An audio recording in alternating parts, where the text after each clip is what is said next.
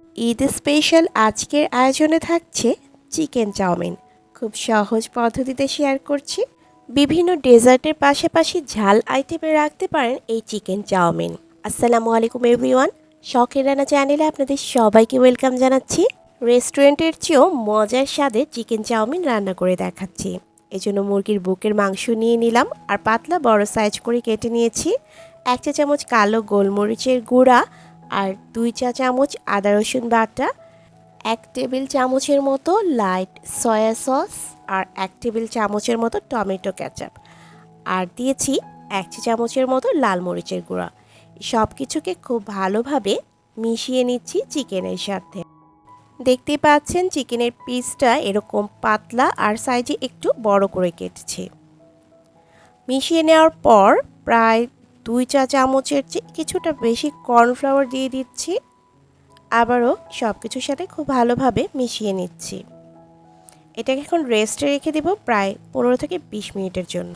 অন্য একটা বাটিতে আমি আরও একটা সস রেডি করে রাখছি। সেজন্য 2 টেবিল চামচ টমেটো কেচাপ, 2 টেবিল চামচ চিলি সস, 1 টেবিল চামচ সয়া সস, 1 টেবিল চামচ হোয়াইট ভিনেগার, 1 চা চামচ ওয়েস্টার সস আর 1 চা চামচ কালো গোলমরিচের গুঁড়া দিয়েছি, যেটা ভিডিওটা একটু স্কিপ হয়ে গেছে।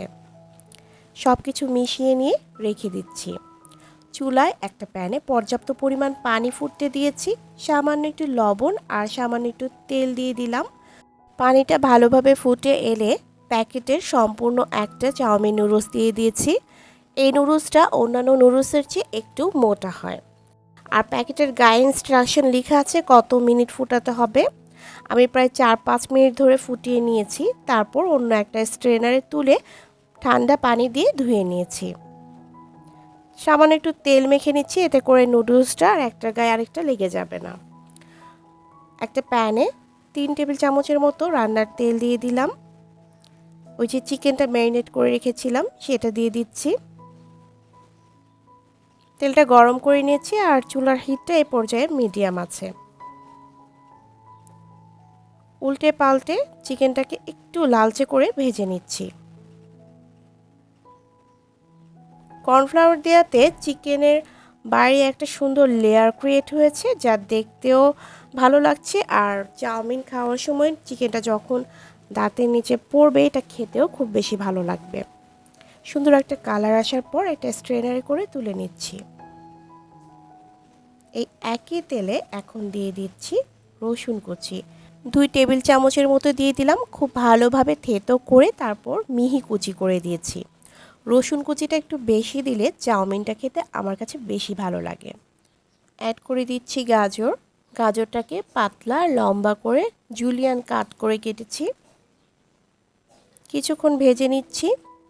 তারপর অ্যাড করে দিচ্ছি লম্বা করে কেটে রাখা রেড ক্যাপসিকাম আর গ্রিন ক্যাপসিকাম। এখানে মাঝারি সাইজের একটা রেড ক্যাপসিকাম আছে আর একটা গ্রিন ক্যাপসিকাম আছে। দুটা মাঝারি সাইজের পেঁয়াজ একটু মোটা করে কেটে দিয়েছি। এখানে বাঁধাকপিও অ্যাড করতে পারেন, আবার চাইলে স্প্রিং অনিয়নও অ্যাড করতে পারেন। আমার কাছে স্প্রিং অনিয়নটা অ্যাভেলেবেল ছিল না, এই কারণে দেইনি। স্প্যাচুলা দিয়ে এভাবে একটু প্রেস করে নিলে পেঁয়াজের পাপড়িগুলো খুলে যাবে।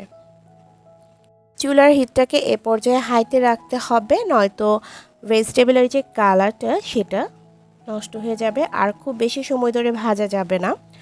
1 মিনিট ভেজে নেওয়ার পর সিদ্ধ করে রাখা নুডলসটা দিয়ে দিলাম আর যে সসটা তৈরি করে রেখেছিলাম সেটা দিয়ে দিচ্ছি।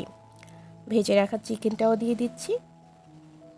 এখন সব কিছুকে খুব ভালোভাবে উল্টে পাল্টে মিশিয়ে নিতে হবে। চুলার হিটটাকে এ পর্যায়েও হাইতেই রাখতে হবে, লোতে রাখলে এই ভেজিটেবলের সুন্দর কালারটা নষ্ট হয়ে যাবে। উল্টে পাল্টে প্রায় 1 মিনিটের মতো ভেজে নিয়েছি। এখন অ্যাড করে দিচ্ছি 3-4টা কাঁচামরিচ আর সামান্য একটু টেস্টিং সল্ট। টেস্টিং সল্টটা চাইলে স্কিপও করতে পারেন, তবে রেস্টুরেন্টের টেস্ট পেতে হলে টেস্টিং সল্টটা একটু দিতেই হবে। আর খুব বেশি সময় ধরে রান্না করার দরকার নেই, এতে করে ভেজিটেবলের যে ক্রাঞ্চিনেস সেটা নষ্ট হয়ে যাবে। সব কিছু দেওয়ার পর 2 মিনিটের বেশি চুলায় রাখার কোনো দরকার নেই। চুলা থেকে নামিয়ে অন্য একটা সার্ভিং ডিশে তুলে নিচ্ছি। দেখতেই পেলেন হাতের কাছে কিছু উপকরণ থাকলে কত সহজে এই চিকেন চাউমিনটা তৈরি করে নেওয়া যায়। ঈদের দিন অন্যান্য ডেজার্টের পাশাপাশি এই চাউমিনটা রেখে দেখবেন, যারা খাবে আপনার প্রশংসা না করে পারবেই না। আশা করি রেসিপিটি আপনাদের ভালো লেগেছে। সবাইকে অগ্রিম ঈদের শুভেচ্ছা। আজ বিদায় নিচ্ছি। আল্লাহ হাফেজ।